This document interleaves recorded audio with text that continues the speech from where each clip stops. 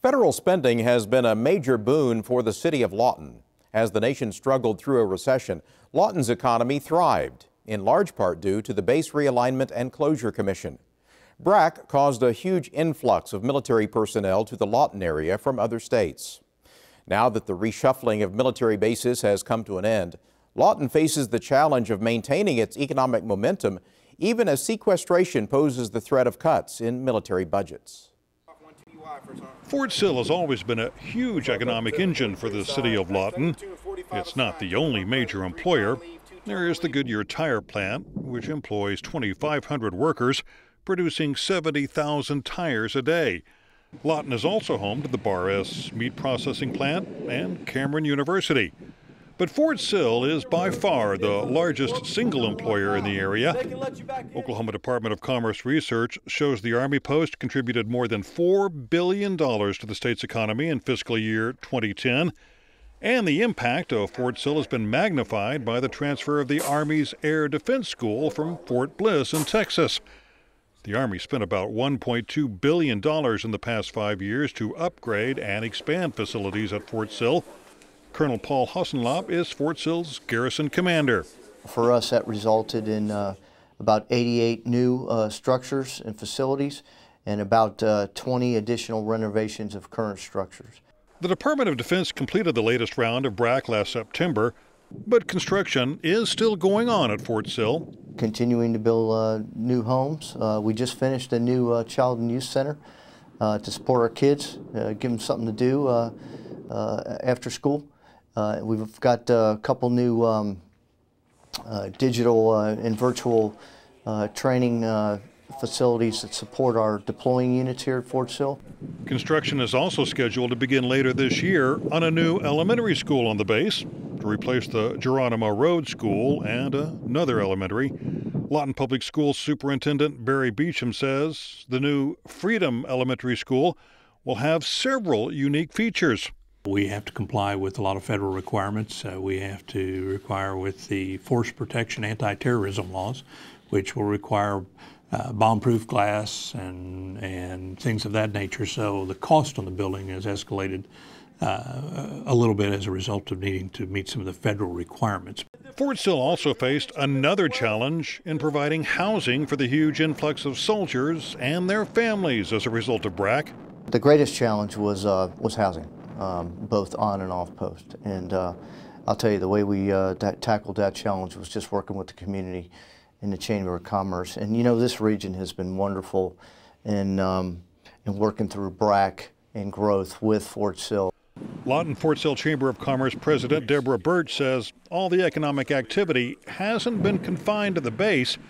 BRAC also spurred new construction in Lawton. It has peaked and has started to level off some.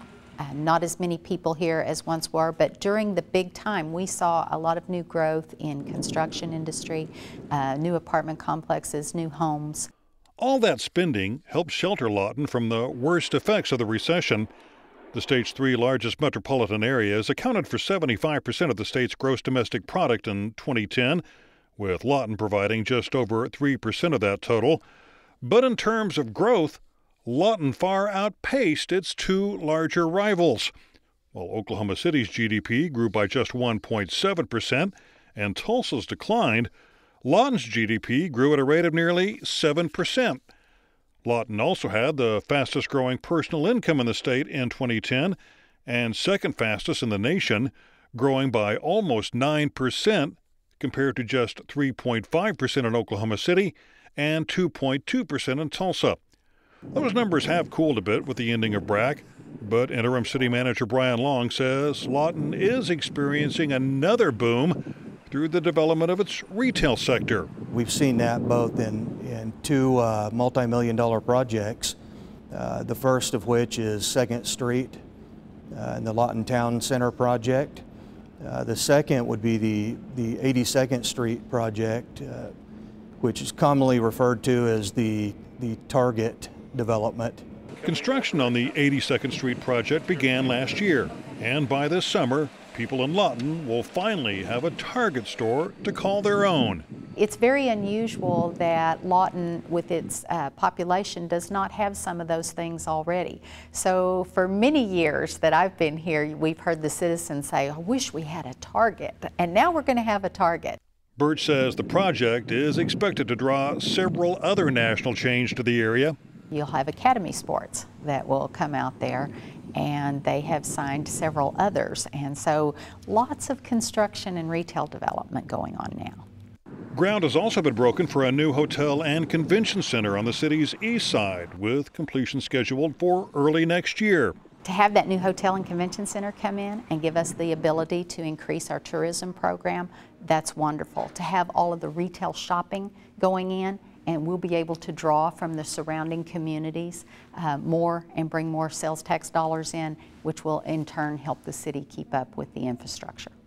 Infrastructure is high on Lawton's list of priorities. Streets and traffic lights and traffic congestion is always a big issue in any community that you go to.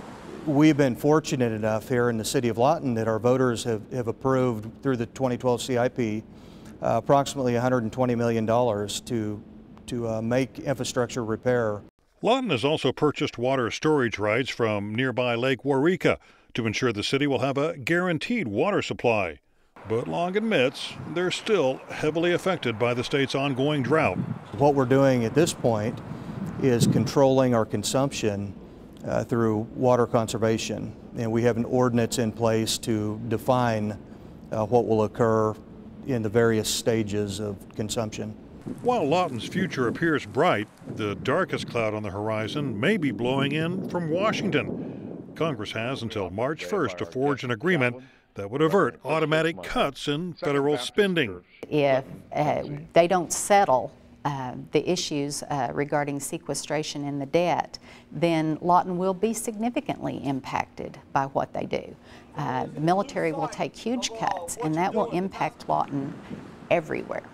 U.S. Senator Jim Inhofe warns if sequestration kicks in, more than 26,000 civilian workers at Oklahoma military installations could face furloughs, including up to 6,000 at Fort Sill. Inhofe says those cuts would have a devastating impact on Oklahoma's 5 military installations and the local economies they support.